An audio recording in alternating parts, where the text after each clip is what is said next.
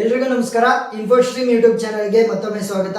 ಈ ವಿಡಿಯೋದಲ್ಲಿ ನಾವು ನ್ಯಾಪ್ಸ್ಯಾಕ್ ಪ್ರಾಬ್ಲಮ್ ಅನ್ನ ಡಿಸ್ಕಸ್ ಮಾಡೋಣ. ಬ್ರಾಂಚ್ ಅಂಡ್ ಬೌಂಡ್ ಟೆಕ್ನಿಕ್ ಅನ್ನ ಯೂಸ್ ಮಾಡಿಕೊಂಡು ಯಾವ ರೀತಿ ಸಾಲ್ವ್ ಮಾಡಬೇಕು ಅಂತ. ಸೊ VTU 2025 ಕ್ವಶನ್ ಪೇಪರ್ ಅಲ್ಲಿ ಇರುವಂತಹ ಪ್ರಾಬ್ಲಮ್ ಅನ್ನೇ ತಗೊಂಡಿದ್ದೀನಿ. ಸೊ ಈಸಿಯಾಗಿ ಸಾಲ್ವ್ ಮಾಡೋದು ಹೇಗೆ ಅಂತ ಸ್ಟೆಪ್ ಬೈ ಸ್ಟೆಪ್ ಕಲ್ತ್ಕೊಂತ ಹೋಗೋಣ. ಸೊ ಫಸ್ಟ್ ಒಂದು ನಿಮಗೆ ಚಾರ್ಟ್ ತರ ಕೊಡ್ತಾರೆ. ಐಟಮ್ ಇರುತ್ತೆ, ವೇಟ್ಸ್ ಮತ್ತೆ ವ್ಯಾಲ್ಯೂಸ್. ವಿ ಅಂದ್ರೆ ವ್ಯಾಲ್ಯೂಸ್, ಡಬ್ಲ್ಯೂ ಅಂತ ಅಂದ್ರೆ weights. So first value by weight ರೇಷಿಯೋನ ತೆಗಿಬೇಕು. Value divided by weight. So 40 divided by 4 ಅಂತ ಅಂದ್ರೆ ಎಷ್ಟಾಗುತ್ತೆ? 10. 42 ಡಿವೈಡೆಡ್ ಬೈ 7 ಅಂತ ಅಂದ್ರೆ ಎಷ್ಟಾಗುತ್ತೆ?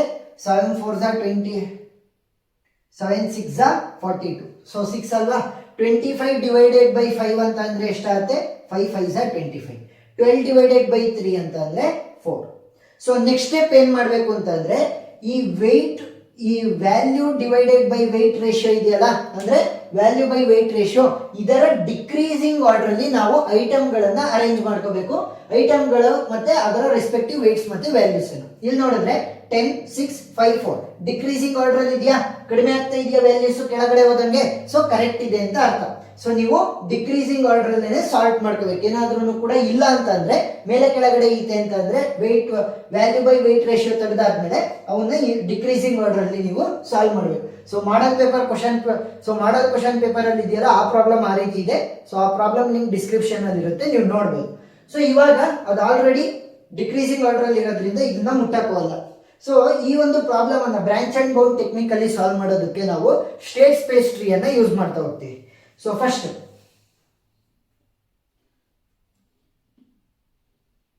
ಇದರಲ್ಲಿ ನಾನು ಮೂರು ವ್ಯಾಲ್ಯೂಗಳನ್ನ ಬರೀಬೇಕು. ಒಂದು ವೇಟ್, ಇನ್ನೊಂದು ವ್ಯಾಲ್ಯೂ, ಇನ್ನೊಂದು ಅಪ್ಪರ್ ಬೌಂಡ್ ವ್ಯಾಲ್ಯೂ ಎಷ್ಟಿದೆ ಅಂತ ಬರೀಬೇಕು. ಸೊ ಅಪ್ಪರ್ ಬೌಂಡ್ ವ್ಯಾಲ್ಯೂನ ಕಂಡುಹಿಡಿಯೋದಕ್ಕೆ ನಾನು ಆಲ್ರೆಡಿ ಇಲ್ಲಿ ಫಾರ್ಮುಲಾ ಬರೆದಿದ್ದೀನಿ. ವಿ ಅಂತ ಅಂದ್ರೆ ಏನು? ವ್ಯಾಲ್ಯೂ ಪ್ಲಸ್ ಎಂ ಅಂತ ಅಂದ್ರೆ ಮ್ಯಾಕ್ಸಿಮಮ್ ಮೈನಸ್ ಡಬ್ಲ್ಯೂ ಅಂತ ಅಂದ್ರೆ weight into VI+1 divided by WI+1. So V divided by W ratio ನಮಗೆ ಆಲ್ರೆಡಿ ಇದೆ. ಸೊ ಅದನ್ನ ಏನ್ ಮಾಡ್ಬೇಕು ಅಂತ ನಾನು ಪ್ರಾಬ್ಲಮ್ ಸಾಲ್ವ್ ಮಾಡ್ಬೇಕಾದ್ರೆ ಹೇಳ್ತಾ ಹೋಗ್ತೀನಿ. ಸೊ ಫಸ್ಟ್ ಇದರ maximum value is equal to 10 ಅಂತ ಅಂದ್ರೆ ಮ್ಯಾಕ್ಸಿಮಮ್ ಕೆಪಾಸಿಟಿ. ಇವಾಗ ಫಸ್ಟ್ ಸ್ಟೆಪ್ಪಿಗೆ ಹೋಗೋಣ. ಫಸ್ಟ್ ಸ್ಟೆಪ್ ಅಲ್ಲಿ ನಾವು ಯಾವುದನ್ನು ಕೂಡ ಇನ್ಕ್ಲೂಡ್ ಮಾಡುವಂತ ಅವಶ್ಯಕತೆ ಇಲ್ಲ. ಅಂತ ಅಂದ್ರೆ ಫಸ್ಟ್ ನಾವು ಹೈಪೋಥೆಟಿಕಲ್ ಕಂಡೀಷನ್ ತೋರಿಸಬೇಕು. ವೇಟ್ ಈಸ್ ಈಕ್ವಲ್ ಟು 0 ಮತ್ತೆ ವ್ಯಾಲ್ಯೂ ಈಸ್ ಈಕ್ವಲ್ ಟು 0 ಅಂತ ಅಂದ್ರೆ ನಾವು ಯಾವುದೇ ಐಟಮ್ ಅನ್ನ ಇಲ್ಲಿ ತಗೊಂತಿಲ್ಲ ಅಂತ ಅರ್ಥ. ಅಂದ್ರೆ ಐಟಮ್ 0 ಅಂತ ಅನ್ಕೊಳ್ಳಿ, ಯಾವುದೇ ಐಟಮ್ ಅನ್ನ ನಾವು ಇಲ್ಲಿ ಸೇರಿಸ್ಕೊಂತಿಲ್ಲ. ಸೊ ಅದರ ಅಪ್ಪರ್ ಬೌಂಡ್ ವ್ಯಾಲ್ಯೂ ಏನಾಗುತ್ತೆ? Upper bound will be equal to value ಏನಿರೋದು 0 ಪ್ಲಸ್ ಮ್ಯಾಕ್ಸಿಮಮ್ ವ್ಯಾಲ್ಯೂ ಏನಪ್ಪಾ ಇರೋದಿಲ್ಲಿ? Maximum value is 10 minus W. So initial ಆಗಿ W is 0 into VI+1 divided by WI+1 ಅಂತ ಅಂದ್ರೆ ಇವಾಗ ನಾವು 0th ಕಂಡೀಷನ್ ನಾವು ಮಾಡ್ತಾ ಇರೋದು. ಸೊ 0 ಆದ್ಮೇಲೆ ಯಾವ ಐಟಮ್ ಬರುತ್ತೆ? ಮೊದಲನೇ ಐಟಮ್ ಬರುತ್ತೆ. ಸೊ ನಾವೇನ್ ಮಾಡಬೇಕು? ಇದರ V ಡಿವೈಡೆಡ್ ಬೈ W ರೇಷಿಯೋನ ಬರೀಬೇಕು. ಸೊ ಏನದು? 10. ಸೊ ಪ್ರಾಬ್ಲಮ್ ಸಾಲ್ವ್ ಮಾಡ್ತಾ ಮಾಡ್ತಾ ನಿಮಗೆ ಅರ್ಥ ಆಗ್ತಾ ಹೋಗುತ್ತೆ. ಸೊ 10 ಮೈನಸ್ 0 ಅಂತಂದ್ರೆ 10. 10 ಇಂಟು 10 ಅಂತಂದ್ರೆ 100. 100 ಪ್ಲಸ್ 0 ಅಂತಂದ್ರೆ 100. ಸೊ ಅಪ್ಪರ್ ಬೌಂಡ್ ವ್ಯಾಲ್ಯೂ ಏನು? 100. ಸೊ ಇವಾಗ ನೆಕ್ಸ್ಟ್ ಸ್ಟೆಪ್ಪಿಗೆ ಹೋಗೋಣ. ಸೊ ಎರಡು ಪಾಸಿಬಲ್ ಕಂಡೀಷನ್ ಬರ್ಬೋದು. ಒಂದು ಲೆಫ್ಟ್ ಸಬ್ ಟ್ರೀ ಆಗಿ, ಇನ್ನೊಂದು ರೈಟ್ ಸಬ್ ಟ್ರೀ ಆಗಿ. ಸೊ ಸರಿನಾ? ಸೊ ಲೆಫ್ಟ್ ಅಲ್ಲಿ ಏನ್ ಮಾಡ್ತೀವಿ ಅಂತ ಅಂದ್ರೆ ನೆಕ್ಸ್ಟ್ ಐಟಮ್ ಅನ್ನ ಇನ್ಕ್ಲೂಡ್ ಮಾಡ್ಕೊಂತೀವಿ. ರೈಟ್ ಅಲ್ಲಿ ಏನ್ ಮಾಡ್ತೀವಿ ಅಂತಂದ್ರೆ ನೆಕ್ಸ್ಟ್ ಐಟಮ್ ಅನ್ನ ಇನ್ಕ್ಲೂಡ್ ಮಾಡ್ಕೊಳಲ್ಲ ಅಷ್ಟೇ. ಸೊ ಇಲ್ಲಿ ಲೆಫ್ಟ್ ಅಲ್ಲಿ ವಿತ್ ಇನ್ಕ್ಲೂಡಿಂಗ್ ಯಾವ್ದಿದು? ಡಿಕ್ರೀಸಿಂಗ್ ಆರ್ಡರ್ ಪ್ರಕಾರ ಐಟಮ್ ಇರೋದು ಐಟಮ್ 1. ನೆಕ್ಸ್ಟ್ ಈ ಕಡೆ ವಿತೌಟ್ ಐಟಮ್ 1. ಸರಿನಾ? ಎರಡು ಕಂಡೀಷನ್ ಅನ್ನು ಕೂಡ ನಾವು ತೋರಿಸ್ಬೇಕು. ಸೊ ಎರಡು ಕಂಡೀಷನ್ ಅಲ್ಲೂ ಕೂಡ ಮೂರು ವ್ಯಾಲ್ಯೂ ನಾವು ಬರಿತೀವಿ. ಫಸ್ಟ್ ವಿತ್ 1 ಅನ್ನ ನಾವು ಯೂಸ್ ಮಾಡ್ತಾ ಹೋಗೋಣ. ಸೊ ವಿತ್ 1 ಅಂತ ಬಂದಾಗ ಫಸ್ಟ್ ನಾವು ಇದು ಫೀಸಿಬಲ್ ಇದೆಯೋ ಇಲ್ವೋ ಅಂತ ಚೆಕ್ ಮಾಡ್ಕೋಬೇಕು. ಮ್ಯಾಕ್ಸಿಮಮ್ ಮೈನಸ್ ವೇಟ್ ಅನ್ನ ನಾವು ಸಬ್ಸ್ಟ್ರಾಕ್ಟ್ ಮಾಡಬೇಕು. ಸೊ ನೋಡಿ, ಮ್ಯಾಕ್ಸಿಮಮ್ ವ್ಯಾಲ್ಯೂ ಏನಿದೆ?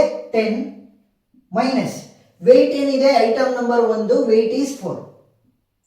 ಸೊ 10 ಮೈನಸ್ 4 ಅಂತ ಅಂದ್ರೆ ಎಷ್ಟಾಯ್ತು? 6 ಆಯ್ತು. ಸೊ ಇದು ಫೀಸಿಬಲ್? ಎಸ್. ಯಾಕೆ? ಮ್ಯಾಕ್ಸಿಮಮ್ ಗಿನ್ನ ಕಡಿಮೆ ಇದೆ 6. ಸೊ ಏನಾಯ್ತು? ಇದು ಫೀಸಿಬಲ್ ಅಂತ ಅರ್ಥ. ಸೊ ಇವಾಗ ಇದರ ವೇಟ್ ಏನಾಗುತ್ತೆ? ವೇಟ್ ಆಫ್ ದಿ ಮೊದಲನೇ ಐಟಮ್ ಎಷ್ಟಿದೆ? 4. Next value will be equal to, so ಮೊದಲನೇ ಐಟಮ್ದು ವ್ಯಾಲ್ಯೂ ಏನಿದೆ? 40. ನೆಕ್ಸ್ಟ್ ಅಪ್ಪರ್ ಬೌಂಡ್ ಅನ್ನ ಕಂಡುಹಿಡಿಯಿರಿ. Upper bound will be equal to value 40 plus maximum minus weight so maximum minus weight ಏನಿದೆ ಅದು 6 into VI plus 1 divided by WI plus 1. So ಮೊದಲನೇ item ಮಾಡ್ತಿರೋದ್ರಿಂದ next item ನಾವೇನ್ ಬರೀಬೇಕು V/W ವ್ಯಾಲ್ಯೂನ ಬರೀಬೇಕು. ಸೊ ಮೊದಲನೇ ಐಟಮ್ ಅನ್ನ ನಾನು ಇವಾಗ ಇನ್ಸರ್ಟ್ ಮಾಡ್ತಾ ಇರೋದು ಅಂತಂದ್ರೆ ಮೊದಲನೇ ಐಟಮ್ಗೆ ಆನ್ಸರ್ ಬರೀತೀವಿ. ಸೊ ನೆಕ್ಸ್ಟ್ ಐಟಮ್ ನಾವು ಬರೀಬೇಕು. ಸೊ ಎಷ್ಟದು 6. ಸೊ 40 ಪ್ಲಸ್ 6 6 36 ಏನಾಯ್ತು 76. So upper bound value is 76. Next ಈ ಸೈಡ್ ಬರೋಣ without using 1. So without using 1 ಅಂತ ಅಂದ್ರೆ ಸೇಮ್ ವ್ಯಾಲ್ಯೂ ಬರುತ್ತೆ. W will be equal to 0, V will be equal to 0, but upper bound value change ಆಗುತ್ತೆ. Upper bound will be equal to, so upper bound value ಏನಾಗುತ್ತೆ V. So V value ಏನಿರೋದು ಇಲ್ಲಿ 0 plus maximum. So maximum value ಏನಪ್ಪ ಇರೋದು 10 minus ಇಲ್ಲಿ ಯಾವ್ದಾದ್ರು weights ಅನ್ನ include ಮಾಡಿದೀವಾ ಇಲ್ಲ. So minus 0 into VI plus 1 WI plus 1. So ಇದು ಮೊದಲನೇ ಐಟಮ್ ಇದೆ ವಿತೌಟ್ ಬರೀತಾ ಇರೋದು. ಸೊ ಅದರ ನೆಕ್ಸ್ಟ್ ಎರಡನೇ ಐಟಮ್ ನಾನು ಏನ್ ಬರೀಬೇಕು V/W ರೇಷಿಯೋನ ಬರೀಬೇಕು. That is 6. So 0 plus 10 into 6 ಏನಾಗುತ್ತೆ 60. ಸೊ ಇವಾಗ ಏನಾಯ್ತು ನನ್ನ ಅಪ್ಪರ್ ಬೌಂಡ್ ವ್ಯಾಲ್ಯೂ ಸಿಕ್ತು 60. ಸೊ ಈಗ ಇದನ್ನ ಸೆಲೆಕ್ಟ್ ಮಾಡ್ಕೋಬೇಕಾ ಫರ್ದರ್ ಆನ್ಸರ್ ಅನ್ನ ಕಂಡುಹಿಡಿಯಕ್ಕೆ ಅಂತಂದ್ರೆ ಇವೆರಡರಲ್ಲಿ ಯಾವ ವ್ಯಾಲ್ಯೂ ಜಾಸ್ತಿ ಇರುತ್ತೆ ಅದನ್ನ ಸೆಲೆಕ್ಟ್ ಮಾಡ್ಕೋಬೇಕು. ಸೊ 76 ಸೆಲೆಕ್ಟ್ ಆಯ್ತು, ಇದನ್ನ ಅಲ್ಲೇ ಸ್ಟಾಪ್ ಮಾಡ್ತೀವಿ. ಸೊ ಇದರಲ್ಲೂ ಕೂಡ ಎರಡು ಕಂಡೀಷನ್, ನೆಕ್ಸ್ಟ್ ಐಟಮ್ ಅನ್ನ ಇನ್ಕ್ಲೂಡ್ ಮಾಡಿಕೊಂಡು ನೆಕ್ಸ್ಟ್ ಐಟಮ್ ಅನ್ನ ಇನ್ಕ್ಲೂಡ್ ಮಾಡದಲೇ ಏನಾಗುತ್ತೆ ಅಂತ ಎರಡನ್ನೂ ಕೂಡ ನಾವು ಸಿನಾರಿಯೋಸ್ ಅನ್ನ ಬರೀಬೇಕು. ಸೊ ನೆಕ್ಸ್ಟ್ ಐಟಮ್ ಯಾವ್ದಿರೋದು ಎರಡನೇ ಐಟಮ್. ಒಂದನೇ ಐಟಮ್ ಆಗಿದೆ, ಈಗ ಎರಡನೇ ಐಟಮ್ಗೆ ಹೋಗೋಣ. So with using second item, without using second item. So ಇವಾಗ ವಿತ್ ಯೂಸಿಂಗ್ ಸೆಕೆಂಡ್ ಐಟಮ್ ಬರೀತಾ ಇದ್ದೀನಿ ಅಂತಂದ್ರೆ ಫಸ್ಟ್ ವೇಟ್ ಏನಿದೆ ಅಂತ ನೋಡೋಣ. So weight will be equal to ಸ್ಟೆಪ್ಪಿನ ಪ್ರೀವಿಯಸ್ ಸ್ಟೆಪ್ ಅಲ್ಲಿ weight value updated weight value ಏನಿದೆ 4 ಪ್ಲಸ್ ಈಗ ನಾನು ಯಾವ ಐಟಮ್ ಅನ್ನ ಇನ್ಕ್ಲೂಡ್ ಮಾಡ್ತಿರೋದು ಸೆಕೆಂಡ್ ಐಟಮ್. ಸೊ ಅದರ ವೇಟ್ ಏನಿದೆ 7. ಸೊ 4 ಪ್ಲಸ್ 7 ಏನಾಯ್ತು 11 ಆಯ್ತು, ವಿಚ್ ಈಸ್ ಗ್ರೇಟರ್ ದೆನ್ 10 ಅಂತಂದ್ರೆ ಮ್ಯಾಕ್ಸಿಮಮ್ ಕೆಪಾಸಿಟಿಗಿಂತ ನಮ್ಮ ವೇಟ್ ವ್ಯಾಲ್ಯೂ ಜಾಸ್ತಿ ಆಗ್ತಾ ಇದೆ. So weight is equal to 11. This is not feasible ಅಂತ ಬರೆದ್ರಾಯ್ತು. ಅಂತಂದ್ರೆ ನಮಗೆ ಬೇಕಾಗಿರುವಂತಹ ಆನ್ಸರ್ ಇಲ್ಲಿ ನಮಗೆ ಸಿಗಲ್ಲ. ಸೊ ಇವಾಗ ವಿತೌಟ್ ಯೂಸಿಂಗ್ 2 ಅನ್ನ ನೋಡ್ತಾ ಹೋಗೋಣ. ವಿತೌಟ್ ಯೂಸಿಂಗ್ 2 ಅನ್ನ ಮಾಡ್ಬೇಕಾದ್ರೆ ಏನಾಗುತ್ತೆ ವೇಟ್ ಮತ್ತೆ ವ್ಯಾಲ್ಯೂಗಳು ಅದೇ ಉಳ್ಕೊಂತವೆ, ಬಟ್ ಅಪ್ಪರ್ ಬೌಂಡ್ ವ್ಯಾಲ್ಯೂ ಮಾತ್ರ ಚೇಂಜ್ ಆಗುತ್ತೆ. Weight will be equal to 4, value will be equal to 40, just upper bound value ಮಾತ್ರ ಚೇಂಜ್ ಆಗುತ್ತೆ. Upper bound value will be equal to value plus maximum minus weight. So maximum is 10 minus weight ಎಷ್ಟಿರೋದು 4 into VI plus 1 divided by WI plus 1. So second item ಅನ್ನ ನಾನು ಬರೀತಾ ಇರೋ second ಐಟಮ್ಗೆ, so ಅದರ next item third item ನಾನು ಏನ್ ಬರೀಬೇಕು V ಡಿವೈಡೆಡ್ ಬೈ W ರೇಷಿಯೋನ ಬರೀಬೇಕು. ಎಷ್ಟು 5.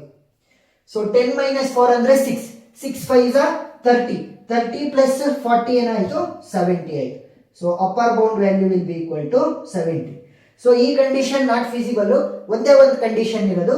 ಸೊ ಇದಕ್ಕೆ ನಾವು ಫರ್ದರ್ ಸಿನಾರಿಯೋಸ್ ಅನ್ನ ಬರೀತಾ ಹೋಗ್ಬೇಕು.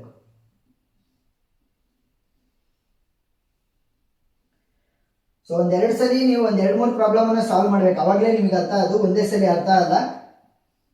ಸೊ ಮಾಡಲ್ ಪೇಪರ್ ಕ್ವಶನ್ ಕೂಡ ನಾನು ಸಾಲ್ವ್ ಮಾಡಿರ್ತೀನಲ್ಲ ಅದನ್ನು ಕೂಡ ನೋಡಿ. ಸೊ ಇವಾಗ ಒಂದನೇದಾಯ್ತು, ಎರಡನೇದಾಯ್ತು, ಮೂರನೇ ಐಟಮ್ಗೆ ಹೋಗೋಣ.